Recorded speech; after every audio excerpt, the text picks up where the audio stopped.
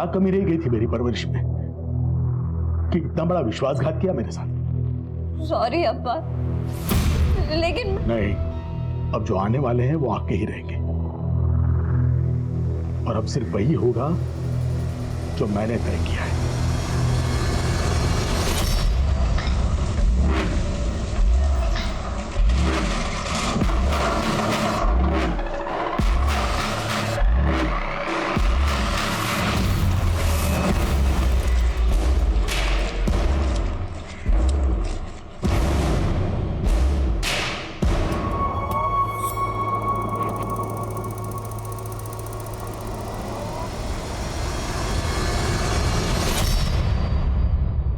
अरे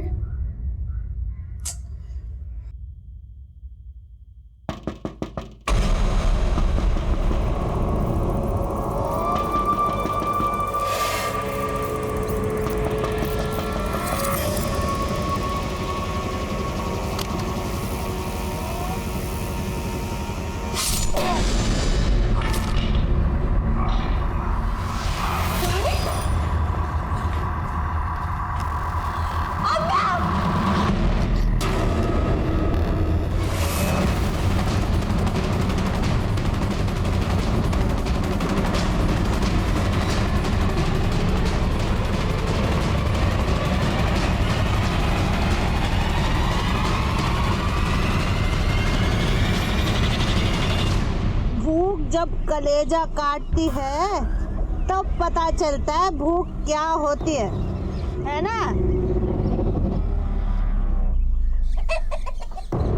ये देखो, इसमें जो मुर्गा है ना, ये मेरे खाने का स्वाद बढ़ाएगा। ये लो, ये जो तुम्हारा शिकार है ये इसमें कैद है और काटना तुमको पड़ेगा। जो सबसे पहले शिकार करेगा उसको गोश्त और चावल मिलेगा, समझे? जिसको खाना खाना है उसको काटना है। देखती हो किसके भूख में कितना आग है।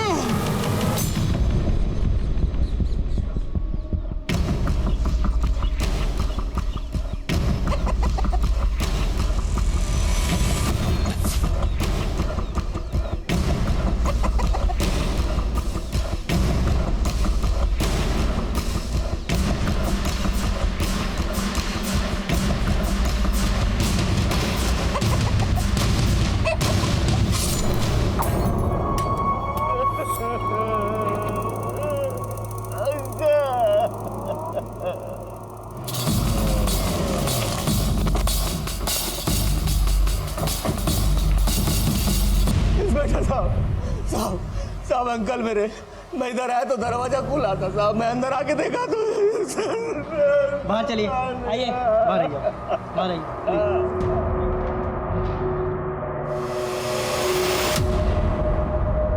तो आप भी यहाँ अपने चाचा के साथ ही रहते थे? नहीं साहब, नारायण अंकल मेरे दूर के रिश्तेदार, मैं तो पास ही गांव में रहता। अंकल से मिलने आया था, यहाँ आके देखा तो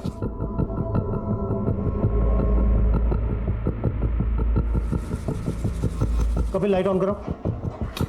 सर लाइट ऑन नहीं हो रही है। बाहर जाके चेक करो कि बाकी के घरों में भी लाइट नहीं है, फिर यहीं पे नहीं है। ये तीनों मर्डर बहुत ही ब्रूटल है सर।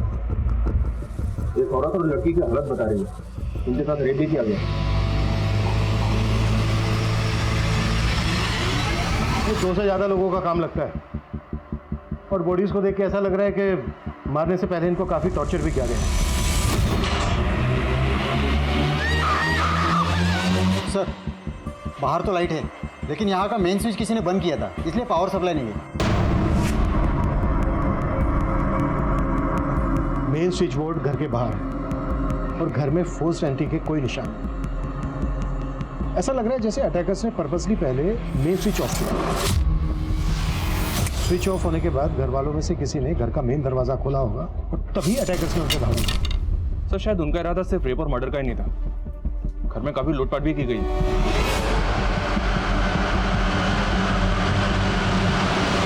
पूरा कबर्ड खाली कर दिया सर, इनफैक्ट घर के किसी भी मेंबर का मोबाइल फोन भी नहीं मिला। अटैकर्स घर का हर छोटे से छोटा कीमती सामान चुरा कर ले गए। हो सकता है सर ये किसी लूटपाट करने वाले गैंग का काम। अगर मकसद सिर्फ लूट होता तो फिर मारने से पहले पूरी फैमिली को इतना टॉर्चर क्यों किया गया? बॉडीज को देखकर तो ऐसा लग रहा है जैसे दुश्मनी निकाली गई है सबके साथ।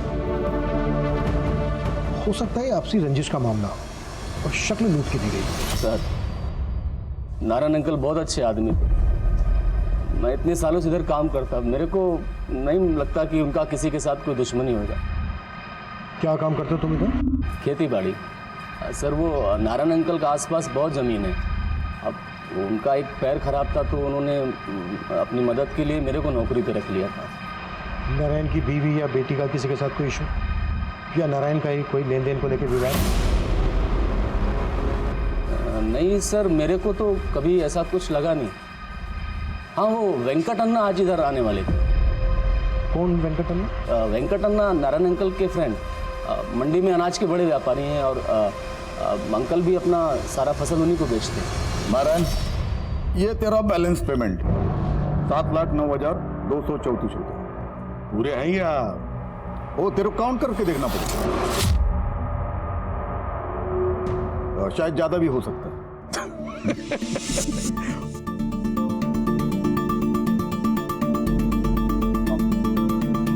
Thank you.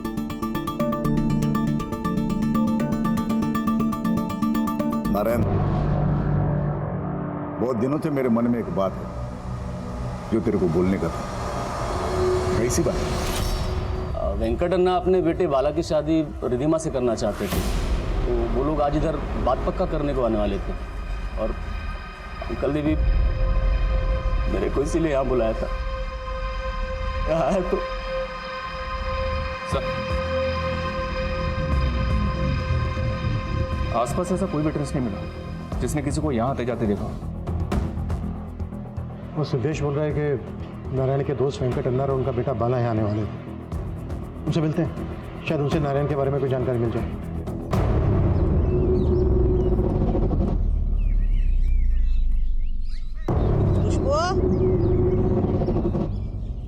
खुशबू, बहुत लग गया। ये ले रसम पी ले, कल से भूखी है तू। नहीं, ये खून है, मैं नहीं पीऊंगी। खुशबू, ये खून नहीं है, रसम है। रोना बंद करो, मजबूत होने का। P low. रुको, कहाँ भाग रहे हो? रुको, खड़े होके क्या देख रहे हो? जाओ पकड़ो।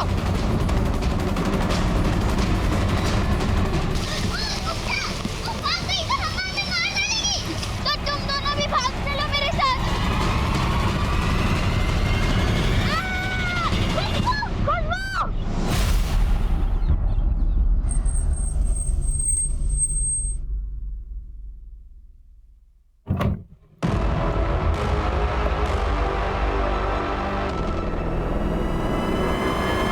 बाला, तेरे को इतना जल्दी मुंबई वापस क्यों जाने का? आपका मेरा मुंबई वापस जाना पहले से ही तय था, और वैसे भी जिस मकसद से मुझे आपने बुलाया था वो मकसद तो होने से रहा, तो लेट मी गो।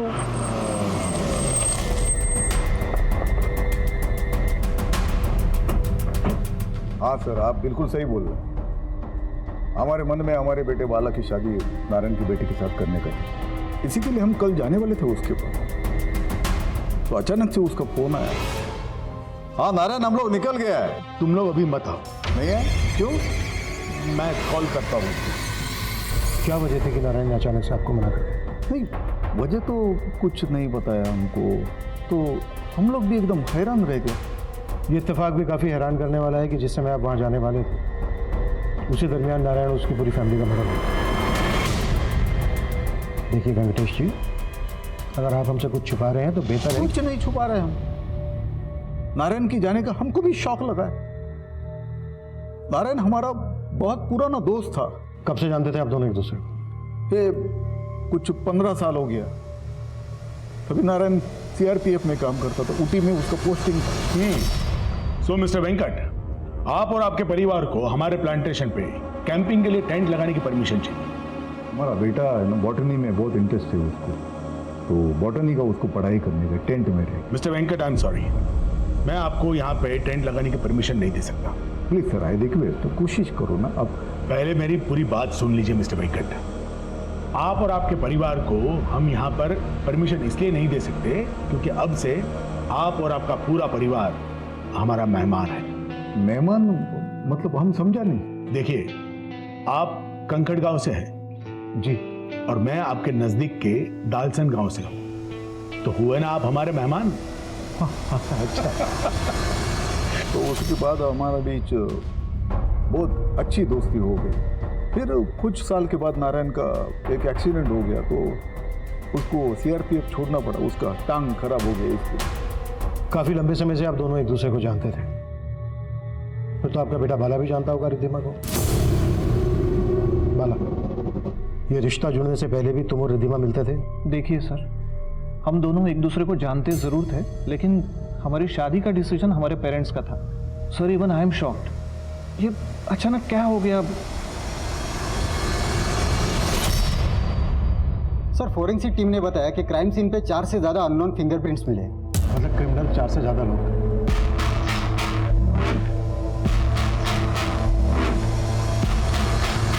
हो सकता है नारायण फैमिली की सुपारी दी गई। पॉसिबल है सर, क्योंकि नारायण उस कस्बे का बड़ा जमींदार था और पूछताछ में यही पता चला कि सब लोग उसकी बड़ी इज्जत करते थे। किसी भी प्रकार के विवाद का कोई हिंट नहीं मिला और वेंकट से उसके व्यापारिक रिश्ते भी अच्छे ही थे। और बेटी का रिश्ता पक्का होने से पहले ये कांड हो गया। वजह जरूर कोई बड़ी रही होगी। कपिल, नारायण के सीआरपीएफ के कलीग से भी मिलो, शायद उनसे नारायण के बारे में कोई इन्फॉर्मेशन मिल जाए। सर, एक मिनट कपिल, ये नारायण फैमिली के फोटोग्राफ्स में कुत्ता भी दिख रहा है। देखने में काफी फ्रेंडली लग रहा है, शायद पालतू होगा। लेकिन सर, क्राइम सीन पे हमें ऐसा कोई कुत्ता दिखाई नहीं दिया। हाँ, मतलब इस वक्त तो नहीं मिला। सर, नारायण, रिद्धिमा और उसकी मां सुनैना की पोस्टमार्टम रिपोर्ट आ गई है। रिपोर्ट से कंफर्म हो गया है कि रिद्धिमा और सुनैना का गैंग रेप हुआ है। और सर, रिपोर्ट में चौंकाने वाली बात यह भी है कि मर्डर से कुछ ही दिन पहले रिद्धिमा ने अबॉर्शन करवाया। अबॉर्शन? जी हाँ सर। इसका मतलब रिद्धिमा का किसी के साथ अफेयर चल रहा था, पर किसके साथ? अफेयर का तो अभी तक कोई क्लू नहीं मिला सर, लेकिन मर्डर से तकरीबन 30 मिनट पहले रिद्धिमा के फोन से किसी ने उमा नाम की एक औरत को कॉल किया था। ये उमा कोई और नहीं, नारायण के भतीजे सिद्धेश की बीवी है। सिद्धेश की बीवी? जी हाँ सर। और पता चला है कि उमा भी नारायण के यहाँ काम करती थी। उमा भी नारायण के घर में काम करती थी और उस टाइम पर नारायण के घर पर मेहमान आने वाले थे। इस लिहाज से तो उमा को नारायण के घर पर होना चाहिए था, लेकिन वहां पर हमें मिला सिर्फ सिद्धेश, और सिद्धेश ने भी अपनी बीवी के बारे में हमें कुछ नहीं बताया।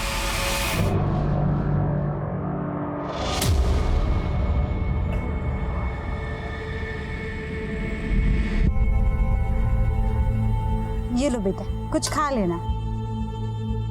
मैं भिखारी नहीं हूँ। तो फिर तुम यहाँ क्यों बैठी हो? और तुम्हारी माँ कहाँ है?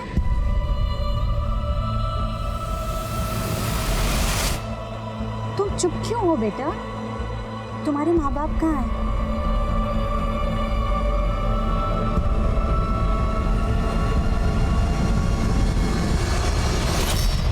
सर, उमा तो मार्केट गई है, तो उसको आने में थोड़ा टाइम लगेगा, तो मैं उस फोन लगाओ और जल्दी आने के लिए बोलो। हाँ हाँ, फोन लगा।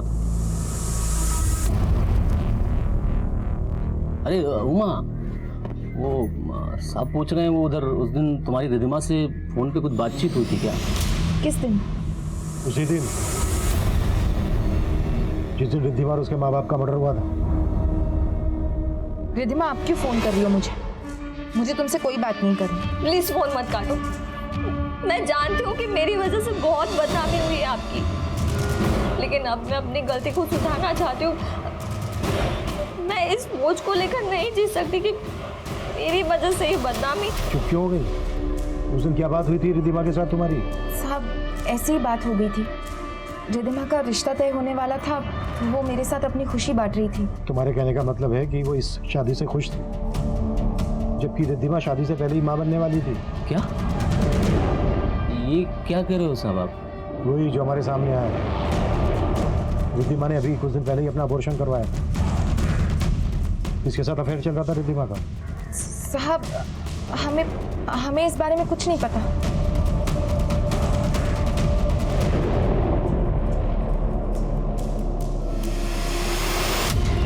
ये नारायण जी की फैमिली के साथ जो कुत्ता है किसका है?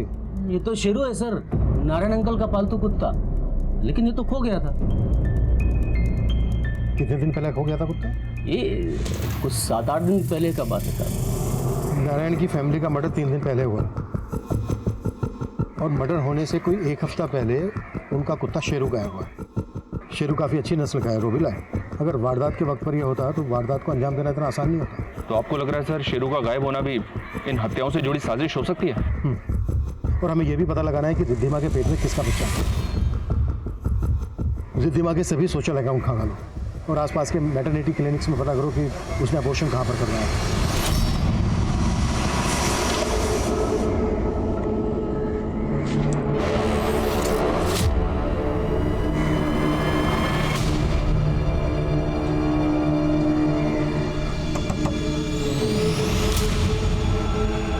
क्या बात है मंजू, अचानक फोन करके क्यों बुलाया? सरप्राइज है। अरे क्या सरप्राइज है बताओ ना। हाँ तो ये देखो,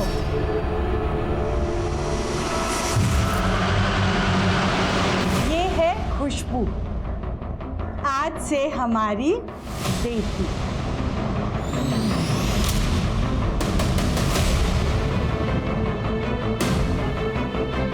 खुशबू की माँ एक रेप विक्टिम थी, लेकिन अब वो किस हाल में थी, कहां थी, इस बात से खुशबू भी अनजान थी। लेकिन क्या वो दंपत्ति जो खुशबू को अपनी बेटी मान रहा था, क्या वो सच था या फिर वाकई इसके पीछे भी कोई साजिश थी? और वो औरत कौन थी जो खुशबू और बाकी बच्चियों का एक कठोर इम्तिहान ले रही थी? वहीं दूसरी तरफ नारायण का परिवार बेहद ही क्रूर हत्याओं का शिकार हुआ। लेकिन इन हत्याओं के 1 हफ्ता पहले नारायण के पालतू कुत्ते शेरू के गायब होने का क्या इस सब से कोई ताल्लुक था? पुलिस उस केस में कई थ्योरीज बना रही थी। रिद्धिमा के अफेयर के एंगल के साथ साथ नारायण और उसकी बीवी से जुड़ी छोटी से छोटी बात पता की जा रही थी। सर सुनैना के कॉल रिकॉर्ड से एक पेट क्लिनिक का नंबर मिला है जहाँ सुनैना अक्सर शेरू को लेकर जाती थी। वहाँ की वेट सुनैना की बहुत अच्छी दोस्त थी। उसने बताया कि जब एक बार उमा नारायण के घर से जा रही थी तो शेरू ने उसका थैला झपट लिया था। थैले में एक सोने का हार था सर, जिसे उमा चुरा कर ले जा रही थी और इसी वजह से नारायण ने उसे काम से निकाल दिया था। जबकि उमा हमें अपने काम पे ना जाने की वजह तबीयत खराब होना बता रही थी। इस लिहाज से तो शेरू के गायब होने के पीछे उमा का हाथ भी हो सकता है। हाँ कपिल बोलो। सर रिद्धिमा ने जिस मैटरनिटी क्लिनिक में एबॉर्शन करवाया था उसका पता चला है। मैं यहीं पे हूँ और उसका भी पता चला है जिसने उसको एबॉर्शन करवाने में मदद की।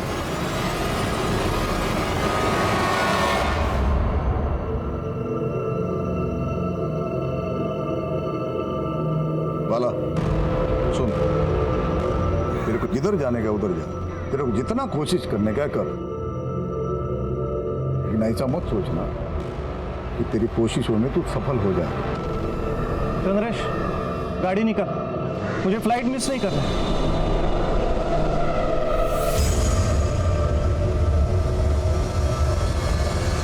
तो रिद्धिमा का अबॉर्शन करवाने में तुमने उसकी मदद की? हाँ सर, लेकिन रिद्धिमा के पेट में किसका बच्चा था? वो मैं नहीं जानती साहब। रिद्धिमा तो ये भी नहीं बताना चाहती थी कि वो प्रेग्नेंट थी। वो तो उस दिन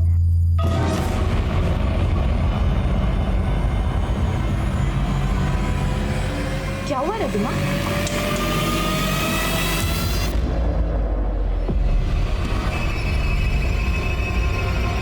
जब मुझे पता चल गया कि वो प्रेग्नेंट तो उसने मुझे कुछ भी बताने की बजाय सिर्फ इतना कहा कि मैं बच्चा गिरवाने में उसकी मदद करूं।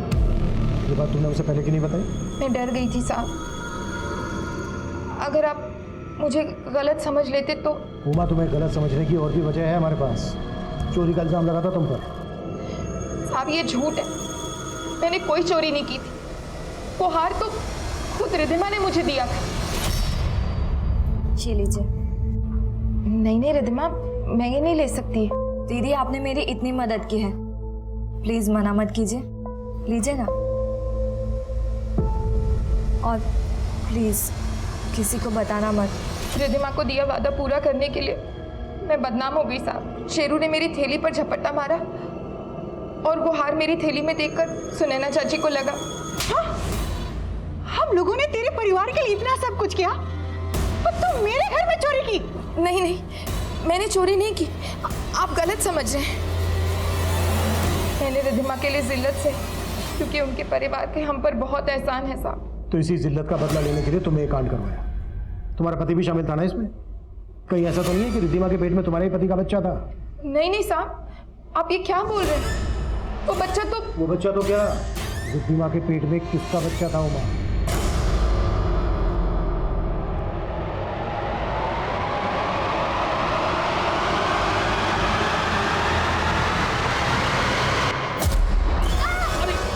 अरे बेटा मैं हूँ। क्या? अरे तुम्हारी बेटी ना बहुत डरती है मुझसे। अरे ये तुमसे नहीं डरती है, ये अपने बुरे सपनों से डरती है ना बेटा?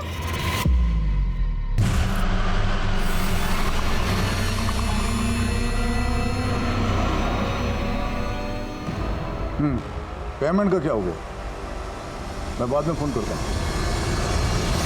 आप लोग फिर से क्या बात है?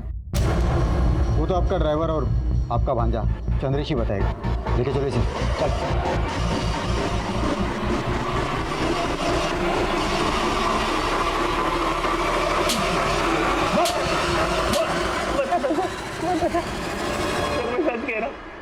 मैं रिद्धिमा से बहुत प्यार करता था सर। प्यार करता था या फंसा रहा था रिद्धिमा को? उसके बाप के पैसे के लिए? नहीं सर, मैंने उसे नहीं फंसाया था। हम दोनों एक दूसरे को पसंद करते थे। मैं तो फिर भी अपनी हाथ में रहकर उसे मन ही मन चाहता था। पहला कदम तो उसी ने मेरी तरफ बढ़ाया था।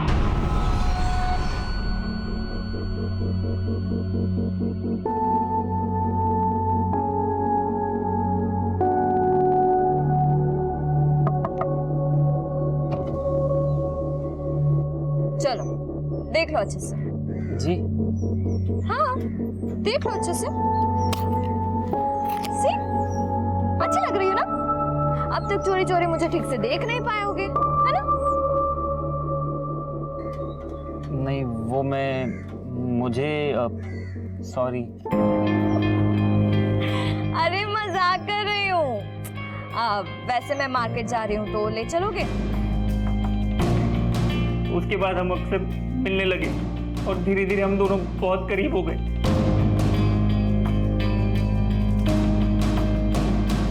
तो रिद्धिमा के पेट में तेरा बच्चा? हाँ सर, हम दोनों शादी करना चाहते थे, लेकिन वेंकट मामा ने अपने बेटे बाला की शादी रिद्धिमा से तय कर दी थी। उनके खिलाफ जाने की हिम्मत मुझ में नहीं थी, इसलिए मैंने रिद्धिमा को कहा था वो मुझे भूल जाए। ये सजा हमें एक साथ सहनी होगी रिद्धिमा। भूलना होगा कि हम कभी एक थे। अब यही सच है। फिर क्या हुआ मुझे नहीं पता। मैं तो खुद हैरान था कि रिद्धिमा के अप्पा ने वेंकट मामा को फोन करके वहां आने से मना क्यों किया। तुम लोग अभी मत आओ। नहीं है? क्यों? मैं कॉल करता हूँ। लेकिन सर मुझे बाला पे शक है सर। अच्छा? बाला के यहाँ आने के बाद मुझे पता चला कि वो ये शादी नहीं करना चाहता था। उसका मुंबई में किसी लड़की के साथ अफेयर था।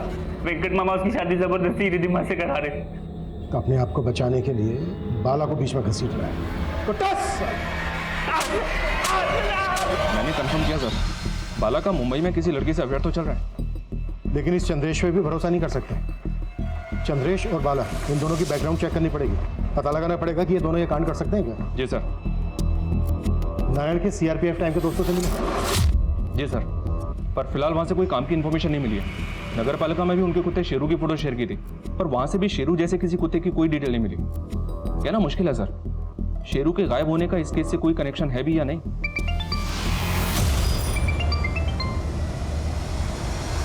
हाँ बोलो।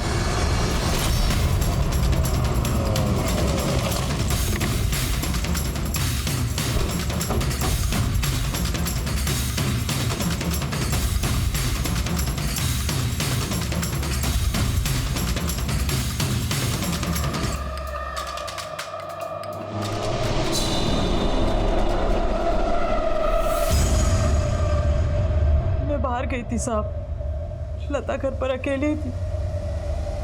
आप इस आके देखा तो लता ने आत्महत्या। आपको ऐसा क्यों लग रहा है कि लता ने आत्महत्या ही की? ऐसा भी तो हो सकता है कि जहर लता को किसी ने जबरदस्ती पिलाया। नहीं साहब, पहले भी लता ने कोशिश की थी आत्महत्या करने की। लता!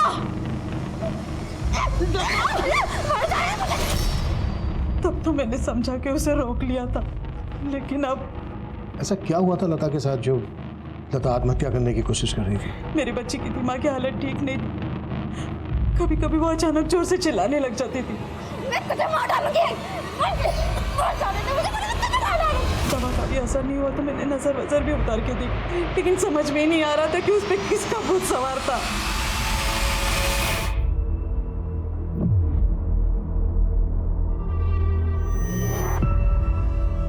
क्या लगता है तुम्हें, ये सब करने से वो मुझसे डरना बंद कर देगी?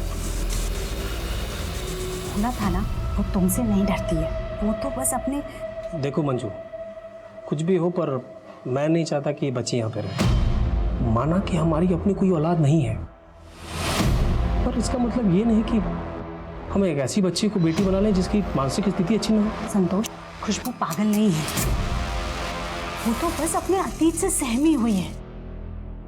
तुम ना दोबारा ऐसी बातें मत करना।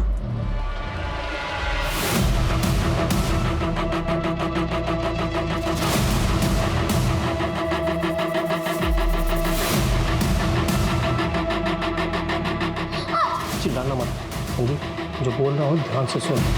चली जाए यहाँ से। और मंजू ने कुछ भी कहा ना तो मुझसे बुरा कोई नहीं होगा, समझी?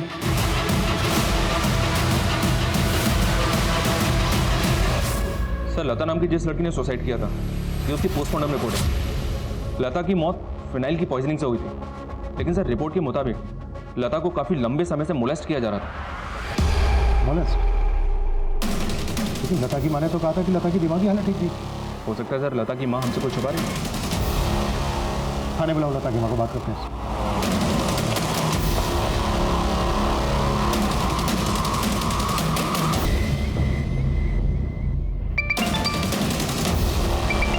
हेलो सर, लता की माँ के घर पे तो ताला लगा हुआ और तो उसका फोन भी स्विच ऑफ आ रहा है। सर, वो यहाँ किराए पे रहती थी और पड़ोसी से पता चला है कि वो कल ही घर खाली करके चली गई है।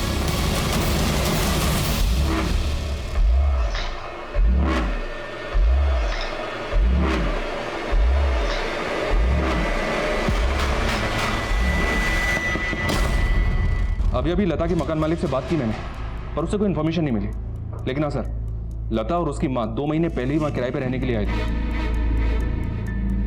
इससे तो यही मतलब निकलता है कि लता की माँ पहले से जानती थी कि लता मोलेस्टेशन का शिकार हो रही थी। शायद हमारे सवालों से बचने के लिए वो गायब हो गई। लता की माँ बसंती के गायब होने की कई अटकलें लगाई जा रही थी, लेकिन लता और उसकी माँ के बैकग्राउंड के बारे में कोई भी पुख्ता जानकारी नहीं मिल पा रही थी। तो क्या बसंती किसी डर के कारण गायब हो गई थी, या फिर उसके गायब होने के पीछे कोई और ही रहस्य था? वहीं नारायण के परिवार की हत्या के केस में सिद्धेश और उमा के बाद पुलिस चंद्रेश, बाला और यहां तक कि वेंकट पर भी शक कर रही थी। लेकिन नारायण के कुत्ते शेरू के गायब होने की पहेली अब भी पहेली बनी हुई थी, और तभी एक और वारदात सामने आया।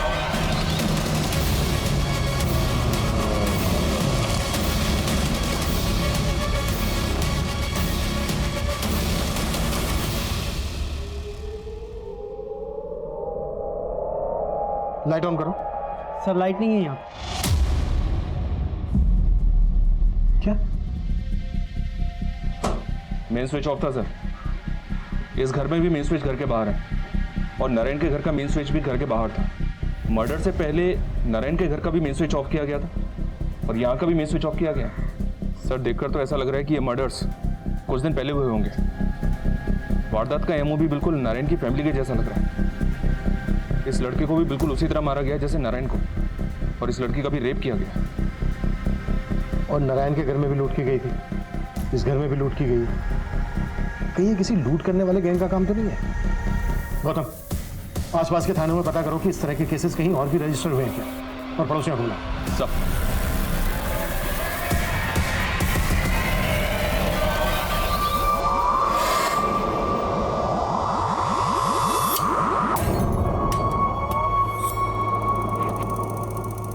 जो मरा है ना वो नन्नी और संदीप है, हस्बैंड वाइफ है दोनों, और अभी नया इधर रहने को आया था। 6 महीना पहले उन लोगों का शादी हुआ है। इन दोनों के अलावा और कोई भी रहता था यहाँ पर? नहीं, हाँ, एक मेड उनके यहाँ काम करने को आती। क्या नाम है मेड का? नाम का तो मेरे को नहीं मालूम था, लेकिन 4-5 दिन पहले उसको मैं यहाँ पे काम करते देखा। 4-5 दिन पहले? स्केच बनवा सकते हो मेड का? मदद करना कोशिश करेगा कोशिश।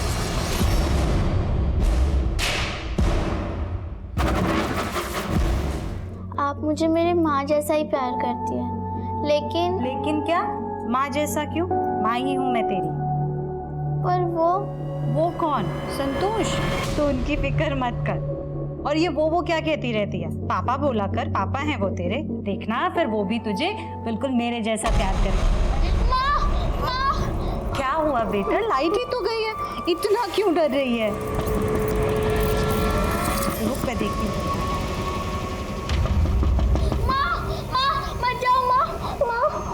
दरवाजा मत खोलो।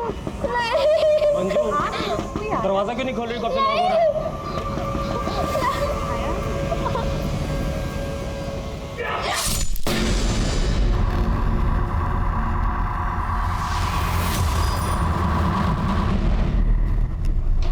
सर, यही वो औरत है जो उस कपल के यहाँ काम करती थी। कपल के कॉल रिकॉर्ड्स में किसी भी मेड का नंबर नहीं मिला। इस स्केच को डेटाबेस से ही मैच किया सर, लेकिन पता नहीं चल पा रहा कि ये है कौन। ये भी तो हो सकता है इस औरत ने अभी अभी क्राइम करना शुरू किया। शबरी अटैकर्स के साथ इन्वॉल्व भी हो सकती है। तो तुम एक काम करो, चेक करो इस औरत का नारायण फैमिली के साथ कोई कनेक्शन निकलता है।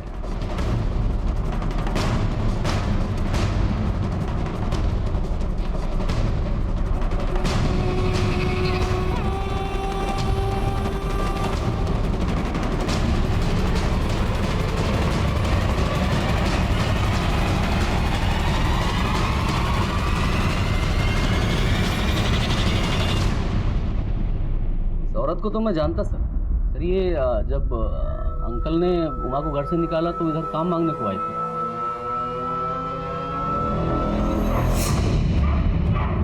ए शुरू घड़ी घड़ी भौंकता है तुम। क्या है? साहब हमें पता चला यहाँ काम वाले की जरूरत है तो काम ढूंढ रहे हैं। इधर कोई काम वाम नहीं है, चलो। वो दिन मैंने इसको पहली और आखिरी बार देखा, उसके बाद फिर कभी नहीं देखा। हेलो, क्या? सब मैं मंजू से मिलने आई थी, अंदर देखा तो मंजू और उसका पति था।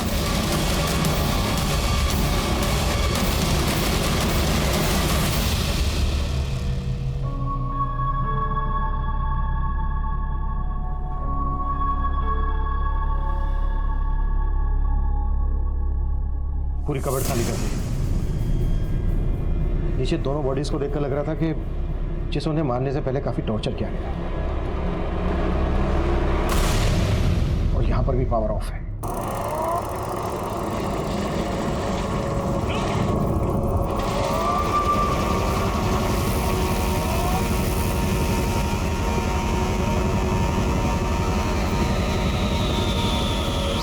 हाँ साहब, मैंने पहले भी इसको एक दो बार यहाँ आसपास मंडराते हुए देखा है। एक बार तो ये वहां संतोष जी से बात भी कर रही थी। मंजू और संतोष के अलावा और कोई भी है परिवार में? सब इनकी एक बेटी भी है। बेटी?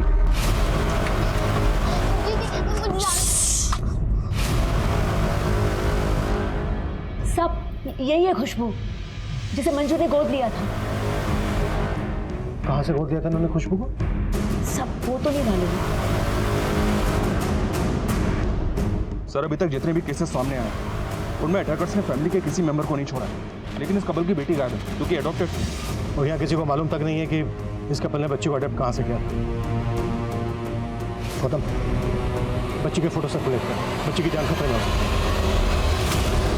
यंग कपल के यहाँ जो मेड काम करती थी सर, उस मेड का स्केच मैंने हर जगह दिखवाया। तो बस तुक्के के तौर पर जिस लड़की ने सुसाइड की थी, लता, उसके पड़ोसियों को भी ये स्केच दिखाया। तुक्का लग गया सर। उन लोगों ने बताया कि इस लड़की को लता के घर के पास भी देखा गया।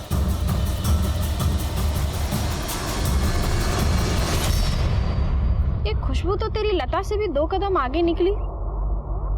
सुना येड़ू अम्मा के हाथ से निकल गई थी। वो तो अच्छा वहाँ मिल गई, वरना हमारा तो सारा खेल ही खत्म हो जाता। तभी तो इसका हाल लता से भी ज्यादा बुरा हो रहा है।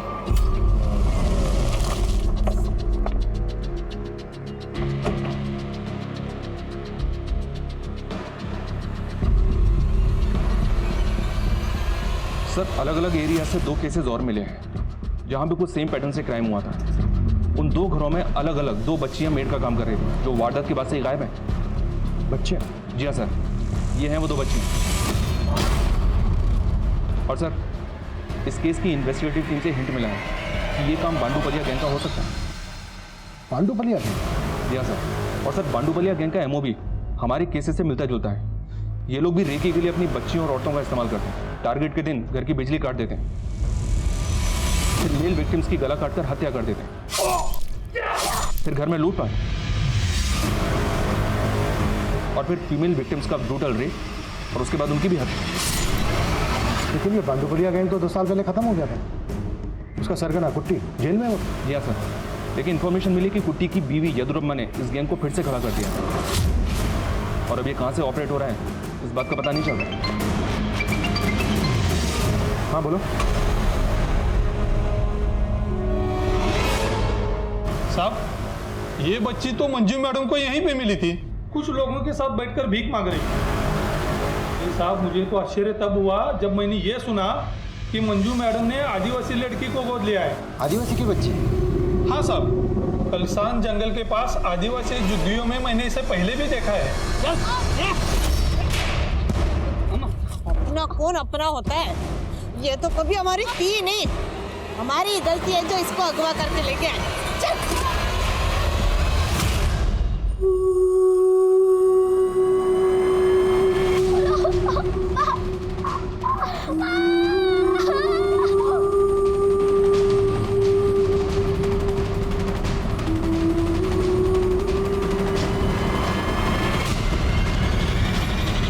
ये लो, तुम दोनों में से जो पहले इस खिलाड़ी को लेके उसका सर काटेगा, उसको पेट भर के गोश्त मिलेगा।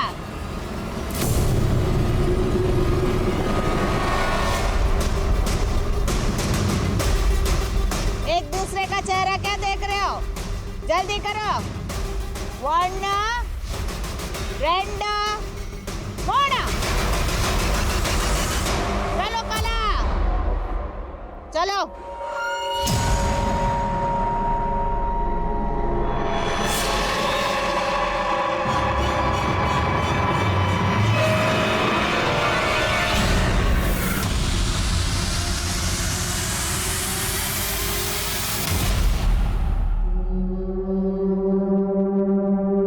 क्या हुआ? क्यों रुक गई?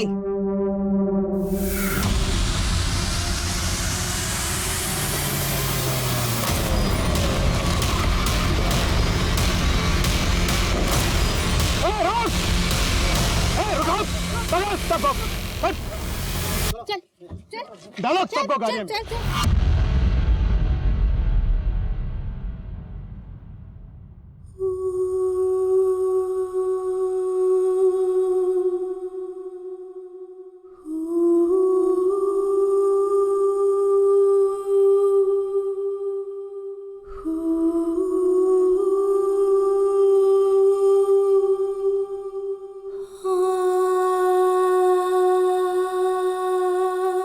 बांडूपालिया गैंग एक ऐसा खतरनाक गिरोह था जो 10 साल पहले तक दक्षिण भारत में 300 से ज्यादा हत्याएं, बलात्कार और करोड़ों रुपए की लूट को अंजाम दे चुका था। लेकिन केरला, कर्नाटका और आंध्रा की पुलिस के जॉइंट मिशन में इस गिरोह के ज्यादातर मर्द पकड़े जा चुके थे। लेकिन हैरानी की बात यह थी कि इस गिरोह की औरतों ने इस गिरोह को फिर से तैयार कर लिया था। गिरोह की महिलाएं और बच्चियां अलग अलग तरीके से अपने टारगेट पर नजर रखती और फिर अपराध को अंजाम दे दिया जाता। नारायण के परिवार को भी इसी गिरोह ने टारगेट किया। इस गैंग में हर किसी का एक अहम किरदार था। बसंती लूट का सोना बेचा करती थी और उस पर किसी को शक ना हो इसलिए वो अलग रहती थी। लेकिन उसकी बेटी लता इस गिरोह का रक्तपात देखकर अपना मानसिक संतुलन खो बैठी। वहीं खुशबू इस गिरोह का हिस्सा ही नहीं थी, बल्कि 2 साल पहले उसका परिवार इस गिरोह का शिकार बना था और खुशबू को अगवा करके जबरदस्ती इस गिरोह के अपराधों का भागीदार बनाया जा रहा था। 2 साल पहले खुशबू की मां का इस गिरोह के द्वारा रेप और उसकी हत्या कर दी गई थी। अपनी मां को खोने के बाद उसने मंजू को भी खो दिया था, जो सही मायनों में उसे अपनी बेटी मान बैठी थी। खुशबू अब अनाथ है, लेकिन उसकी देखभाल और उसके इलाज की जिम्मेदारी एक एनजीओ ने उठाई है। अब मैं अनूप सोनी आपसे विदा लेता हूं। फिर मुलाकात होगी क्राइम पेट्रोल सतर्क में एक और नए केस के साथ। तब तक अपना और अपने परिवार का ख्याल रखें, सतर्क रहें, सुरक्षित रहें और देखते रहें क्राइम पेट्रोल सतर्क।